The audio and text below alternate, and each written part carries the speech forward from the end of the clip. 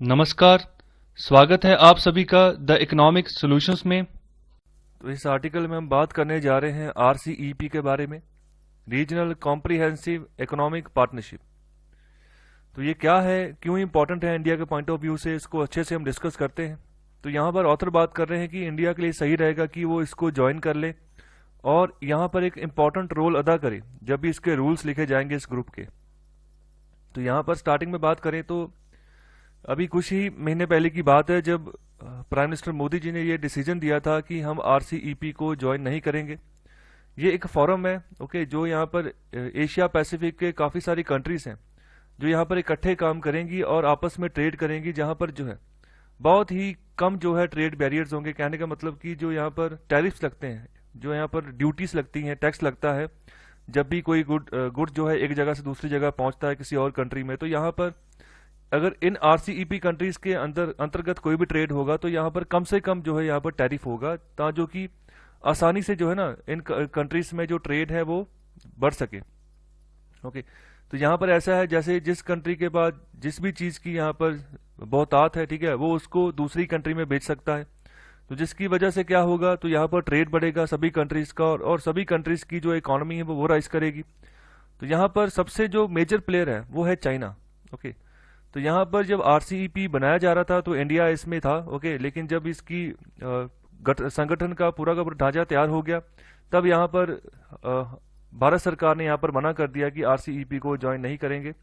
तो यहाँ पर ऑथर यही बात बोल रहे हैं कि इंडिया को भी इसको ज्वाइन करना चाहिए। तो यहाँ पर फिलहाल अब कुछ ही दिनों पहले यहाँ पर इसको लॉन्च कर दिया गया है इंडिया के बगैर ही। ओके, तो यहाँ पर इस फोरम ने इंडिया को यहाँ पर इनवाइट किया था कि वो इसको ज्वाइन करें, लेकिन इंडिया ने यहाँ पर मना कर दिया।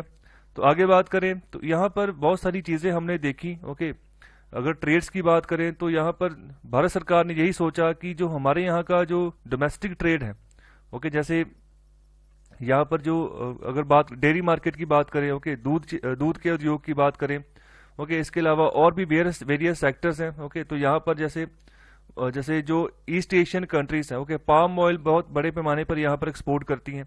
ओके, तो इसके अलावा और भी बहुत सारे सेक्टर्स हैं जहां पर जो है इंडिया का ट्रेड काफ़ी बढ़िया है। तो यहाँ पर अगर उनका यहाँ पर प्रोडक्ट यहाँ इंडिया में आने बिकने शुरू हो गए सस्ते रेट में, तो जो डोमेस्टिकली यहाँ पर हम प्रोडक्शन करते हैं तो उनको नुकसान हो जाएगा। तो जो हमारे यहाँ के लोग हैं, ओके, हमारे यहाँ के ट्रेडर्स हैं, हमारे यहाँ के किसान हैं, उनको नुकसान हो जाएगा।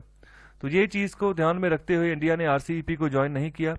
ओके, तो यहाँ पर आगे बात करें तो यहाँ पर बात कर रहे हैं कि अगर इन आरसीईपी की मेंबर कंट्रीज की बात करें तो यहाँ पर चाइना मेजर प्लेयर है।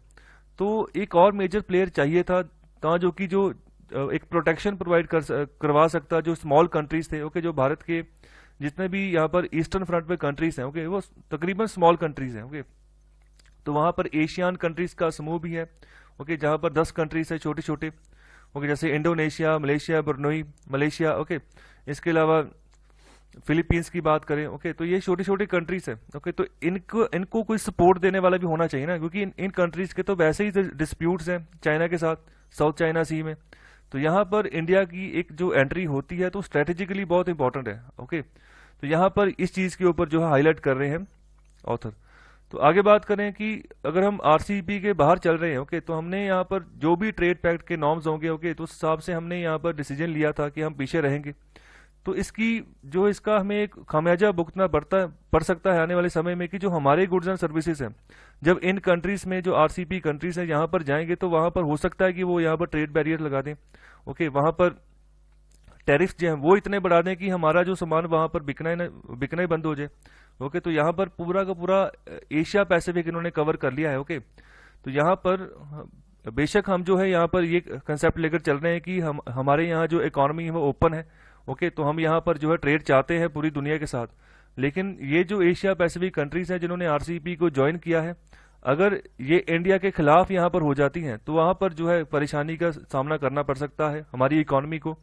तो यहाँ पर जिन कंट्रीज ने यहाँ पर इस आरसीईपी को ज्वाइन किया है, टोटल 15 कंट्रीज हैं, पहले 16 थी। ओके, यहाँ पर भारत अब पीछे हट गया है। ओके, अभी 15 कंट्रीज हैं, जिनमें से 10 जो है ये एशियन मेंबर ग्रुप की कंट्रीज है और बाकी के जो 5 कंट्रीज हैं वो चाइना है, जापान है, साउथ कोरिया, ऑस्ट्रेलिया और न्यूजीलैंड। ओके, तो आप इसी चीज से अंदाजा लगा सकते हो कि पूरा का पूरा एशिया पैसिफिक जो है यहाँ पर कवर है इस ट्रेड पैक्ट के हिसाब से। तो यहाँ पर आगे बात कर रहे हैं कि अगर हम बात करें एशियन कंट्रीज की, तो उनके साथ हमारा फ्री ट्रेड एग्रीमेंट है। फ्री ट्रेड एग्रीमेंट मतलब कि जो भी व्यापार गुड्स और सर्विसेज के रूप में यहाँ पर होगा एशियन कंट्रीज के साथ भारत का, तो वहां पर जो है कम से कम टैरिफ्स होंगे, ताकि जो ट्रेड है उसको जो है आपस में बढ़ाया जा सके। तो यहाँ पर जब आरसीईपी को हमने मना किया था लास्ट नवंबर में यहाँ पर कि हम इसको ज्वाइन नहीं करेंगे, तो यहाँ पर हमने बात कही थी कि हमारे सामने कुछ सिग्निफिकेंट आउटस्टैंडिंग इश्यूज हैं, ओके, जिसके तहत जो है हम इसको ज्वाइन नहीं करेंगे। तो यहाँ पर न्यू दिल्ली को यहाँ पर देखना चाहिए, ओके, एक फॉरवर्ड लुकिंग यहाँ पर अप्रोच अपनानी चाहिए अपनी ट्रेड और ओपननेस के मामले में। तो देखिए यहाँ पर एक तरह के हमने ओपननेस के ऊपर रिस्ट्रिक्शन ही लगा दी है, ओके, भारत की इकोनॉमी के ऊपर। हम एक और कहते हैं कि हमने अपनी इकोनॉमी को ओपन कर दिया है पूरे वर्ल्ड की इकोनॉमी के लिए, कि बाहर के जो लोग हैं यहाँ पर अपना ट्रेड कर सकते हैं, अपने जो गुड्स एंड सर्विसेज यहाँ पर प्रोवाइड कर सकते हैं और जो है अच्छे से अपना ट्रेड जो है उसको रेगुलेट कर सकते हैं। लेकिन यहाँ पर एक तरीके की एक रिस्ट्रिक्शन हो गई कि हम बाहर का जो भी व्यापार है जो आरसीपी कंट्रीज के द्वारा किया जाएगा उसके हम कोई भी यहाँ पर काम नहीं करेंगे, ओके। तो ये ओपननेस के ऊपर भी एक रिस्ट्रिक्शन है, तो इसको यहाँ दोबारा से इसको फॉरवर्ड लुकिंग यहाँ पर करनी चाहिए, ओके। यहाँ पर ट्रेड का मामला है, सो ट्रेड का मामला इकोनॉमी के साथ बड़ा जो है गहरे तरीके से जुड़ा होता है, ओके। सो ट्रेड अच्छे होगा, ओपननेस अच्छी होगी तो यहाँ पर इकोनॉमी भी ग्रो करेगी। तो यहाँ पर आगे यही बात कर रहे हैं कि ये जो आरसीईपी नेशंस है ना, ये 15 कंट्रीज, ये पहले ही पूरे वर्ल्ड का 30% इकोनॉमिक आउटपुट निकालती हैं, ओके। सो जहां जितनी प्रोडक्शन होती है तो 30% इन्हीं आरसीईपी नेशंस के द्वारा ही की जाती है। तो यहाँ पर ये आने वाले 2 से 3 डेकेड्स में ये 30% से भी ज्यादा हो जाएगा, ओके। तो यहाँ पर इंडिया को सोचना होगा कि यहाँ पर आने वाले समय में जो भी यहाँ पर इंडिया प्रोड्यूस करेगा, अगर उसको भी बाहर एक्सपोर्ट करना है तो कहाँ पर करेगा? कोई तो जगह चाहिए ना जहाँ पर डिमांड हो इंडियन गुड्स की। तो यहाँ पर एशिया पैसिफिक रीजन बहुत इंपॉर्टेंट है, इसको हमें यहाँ पर इसको गवा नहीं सकते हम, ओके। तो यहाँ पर यही आरसीईपी नेशन कब्जा कर जाएंगे पूरी की पूरी एशिया पैसिफिक डिमांड के ऊपर और भारत पीछे का पीछे रह जाएगा, क्योंकि अभी भारत ने इसको आरसीईपी को ज्वाइन नहीं किया। तो आरसीईपी मेंबर कंट्री जो है अपनी दादागिरी दिखाएंगी पूरे रीजन में, एशिया पैसिफिक में, ओके। तो इंडियन प्रोडक्ट्स को ये घुसने नहीं देंगे मार्केट में, ओके। जब इंडियन प्रोडक्ट्स घुसने नहीं देंगे, वहां पर टैरिफ लगा देंगे तो इनके प्रोडक्ट्स बिकेंगे। जब इनके प्रोडक्ट्स बिकने शुरू हो गए, ओके, तो जो वहां की जो यहाँ पर पॉपुलेशन है उनको आदत पड़ जाएगी कि हमने जो है यहाँ पर एशियन कंट्रीज और जो यहाँ पर आरसीपी कंट्रीज का ग्रुप है, इन्हीं के प्रोडक्ट जो है जो सारा ज्यादा सस्ते होते हैं और जो है यहाँ पर ज्यादा क्वांटिटी में भी यहाँ पर अवेलेबल रहते हैं। तो एक तरह का ट्रस्ट, वो एक तरह की मार्केट वही बन जाएगी, ओके। तो यहाँ पर बहुत इंपॉर्टेंट है इंडिया के लिए कि इसको ऐसे हम खुला नहीं छोड़ सकते, इसके ऊपर हमें कुछ ना कुछ करना होगा, सोचना होगा, नहीं तो इनकी आउटपुट आगे निकल जाएगी। अगर हम अपने घर में प्रोडक्शन करेंगे भी, अपनी प्रोडक्शन बढ़ाएंगे भी, ओके। देखो बहुत सारी स्कीम्स यहाँ पर भारत सरकार अनाउंस कर रही है कि डोमेस्टिकली जो है प्रोडक्शन उसको राइज किया जाए। जैसे रिसेंटली अभी पीएलआई स्कीम लाई थी, प्रोडक्शन लिंक्ड इंसेंटिव, ओके। तो इस सब का मतलब क्या है कि प्रोडक्शन बढ़े तो एक्सपोर्ट बढ़े, ओके। एक्सपोर्ट भी तो कहीं ना कहीं जाना चाहिए ना, तो इसके लिए मार्केट चाहिए बाहर की। तो यहाँ पर भारत सरकार को अच्छे से यहाँ पर दोबारा से एनालिसिस करना होगा इस पूरी सिचुएशन का।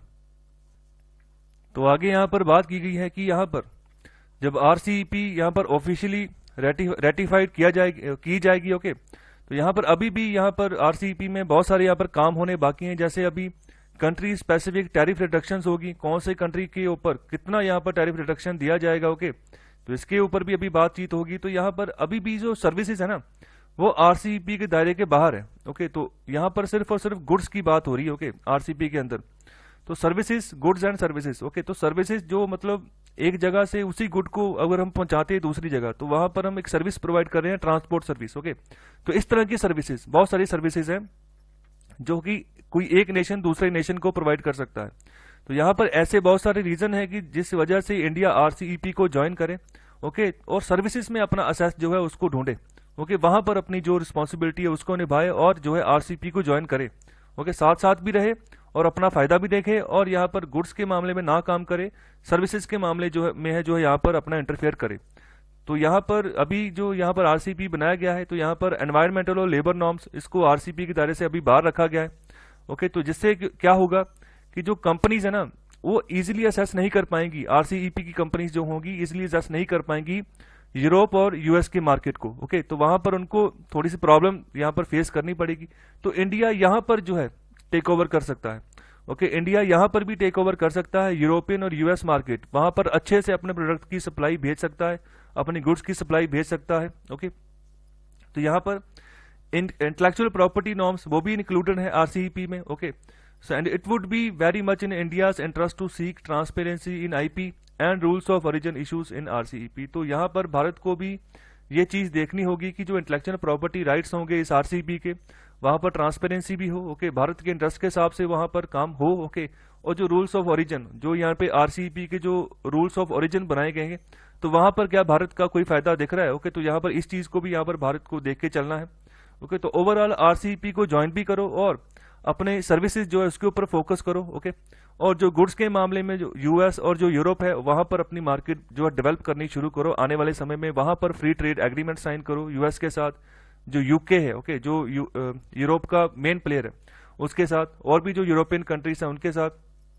ओके, तो आने वाले समय में ईस्टर्न फ्रंट में भी हमने मार्केट डेवलप करनी है और वेस्टर्न फ्रंट पे भी हमने जो है मार्केट डेवलप करनी है, जहां जो कि भारत का एक्सपोर्ट जो है उसको ज्यादा से ज्यादा जो है बढ़ाया जा सके आने वाले समय में। तो ये है आरसीईपी के नए कंट्रीज। ओके, भारत यहाँ पर बाहर हो गया है, चाइना सबसे बड़ा प्लेयर है। ओके, एक ऑस्ट्रेलिया है, फिर न्यूजीलैंड है, और ये जापान है, ये साउथ कोरिया है, और ये बीच में सभी के सभी जो है 10 एशियन कंट्रीज हैं जो कि इसके मेंबर्स हैं। ओके, तो इसमें म्यांमार से लेकर फिलीपींस तक सभी नेशन आते हैं। ओके, तो ये यहाँ तक इंडोनेशिया की बाउंड्री है। ओके, ये जो कंट्री है आगे ये पपुआ न्यू गिनिया है। ओके, ये यहाँ पर हिस्सा नहीं है इसका, सिर्फ इंडोनेशिया तक है।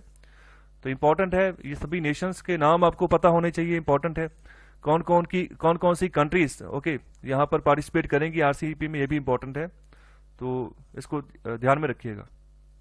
सो आई होप आपको ये एपिसोड अच्छा लगा है, तो कृपया लाइक, शेयर और सब्सक्राइब जरूर करें।